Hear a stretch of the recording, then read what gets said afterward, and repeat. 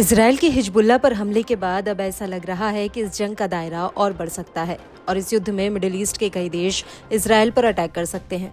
वो इसलिए क्योंकि पहले तो 26 अक्टूबर 2024 को इजराइल ने ईरान पर जवाबी हमला किया और इस हमले में आईडीएफ ने ईरान के कई सैन्य ठिकानों को निशाना बनाया।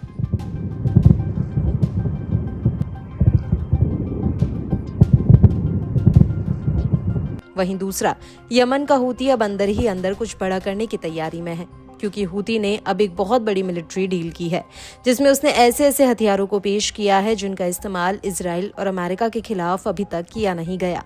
हूती का कहना है कि उसके जखीरे में अभी ऐसे कई घातक हथियार हैं जिनकी ताकत से इजराइल और अमेरिका अनजान है।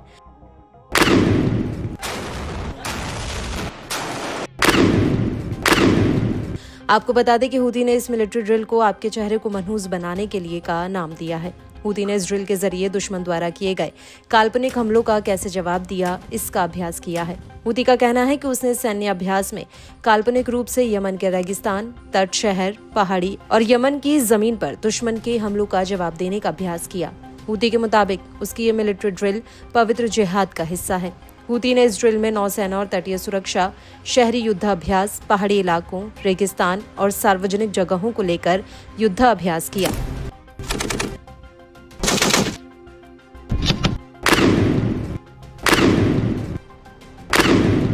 हूती ने अपनी इस मिलिट्री ड्रिल में ये भी दिखाया है कि कैसे उसका एडवांस कमांड और कंट्रोल सेंटर दुश्मन के हमलों की रियल टाइम मॉनिटरिंग और मैनेजमेंट कर सकता है, जो जासूसी उपकरणों, कम्युनिकेशन डिवाइस और कई तरह के हथियारों और मिसाइलों से लैस है।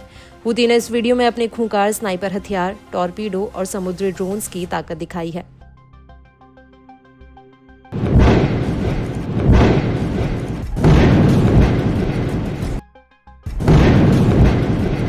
आपको बता दें कि इस ड्रिल के दौरान सबसे चौंकाने वाली बात यह रही कि हूती ने अपने सैन्य बेड़े में एक नई ड्रोन पनडुब्बी अल करिया को शामिल कर दिया है, जो एक बहुत बड़ा धमाका करने में काबिल है।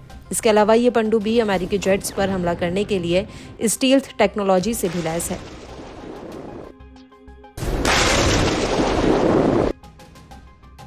लेकिन इन सब के बीच बड़ा सवाल यह है कि आखिर हूती ने अचानक से इतनी बड़ी मिलिट्री ड्रिल क्यों की। तो आपको बता दें कि हूती को अमेरिका और ब्रिटेन की तरफ से किसी बड़े हमले का डर सता रहा है, क्योंकि हालिया दिनों में अमेरिका और ब्रिटेन ने यमन के भीतर हूती के ठिकानों पर बड़े पैमाने पर हवाई हमले किए हैं।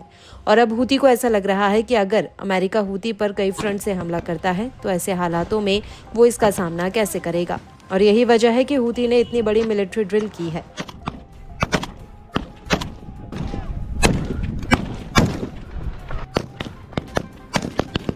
आपको बता दें कि हूती अंदर ही अंदर तेजी से नए हथियारों का प्रोडक्शन भी कर रहा है, जो रणनीतिक रूप से किसी हमले में निर्णायक साबित हो सकते हैं।